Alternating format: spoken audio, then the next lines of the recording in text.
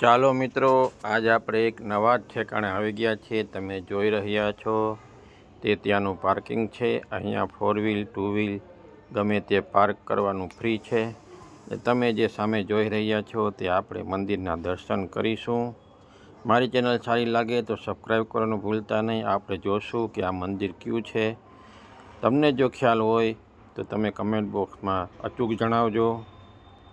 આ મંદિર ભારત દેશના પશ્ચિમ ભાગમાં આવેલા ગુજરાત રાજ્યના દક્ષિણ ભાગમાં આવેલા ડુંગરાળ તેમજ જંગલ વિસ્તાર ધરાવતું ડાંગ જિલ્લામાં આવેલું સુબીર ગામથી પૂર્વ દિશામાં આશરે 3 કિલોમીટરના અંતરે આવેલું એક ધાર્મિક યાત્રાધામ છે.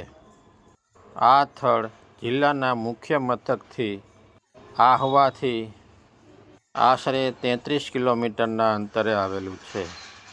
અને આ તમે જે જોઈ રહ્યા છો તે સબરીધામ છે, જ્યાં લક્ષ્મણજી અને રામજી અહીંયા સબરી માતાના જે બોર ખાવા આવ્યા હતા તે આ એક ધામ છે.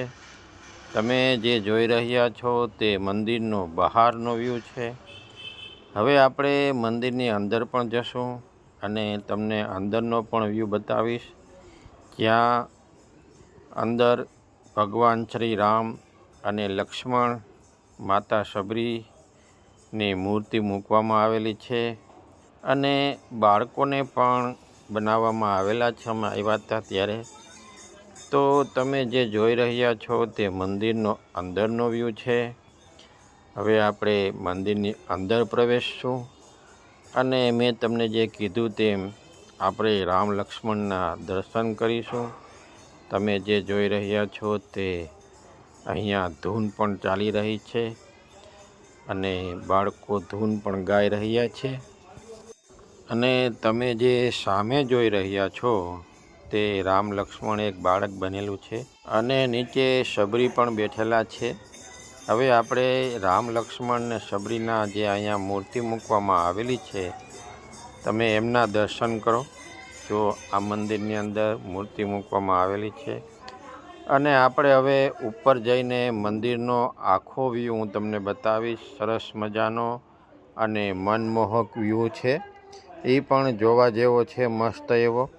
અહીંયા પ્રસાદની પણ વ્યવસ્થા છે અને રહેવા માટે રૂમની પણ વ્યવસ્થા છે. તો બને ત્યાં રાત્રિના સમયે અહીંયા ન આવવું, કારણ કે રાત્રિના સમયે જંગલ વિસ્તાર છે એટલે ગેટ પાસેથી બંધ થઈ જશે. સવારમાં અહીંયા આવી અને દર્શન કરવા એ જરૂરી છે.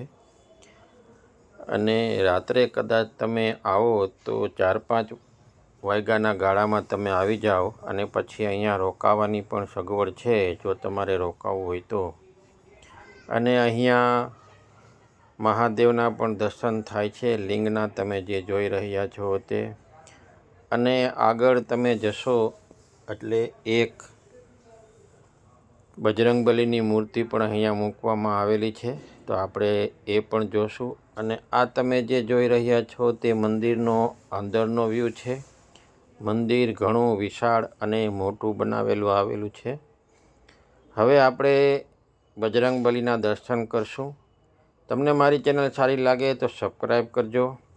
આપણે આવા નવા ધામના વિડીયો લઈને ફરી પધારશું. તમે જે જોઈ રહ્યા છો તે અહીંયા બજરંગબલીની પણ મૂર્તિ મૂકવામાં આવેલી છે.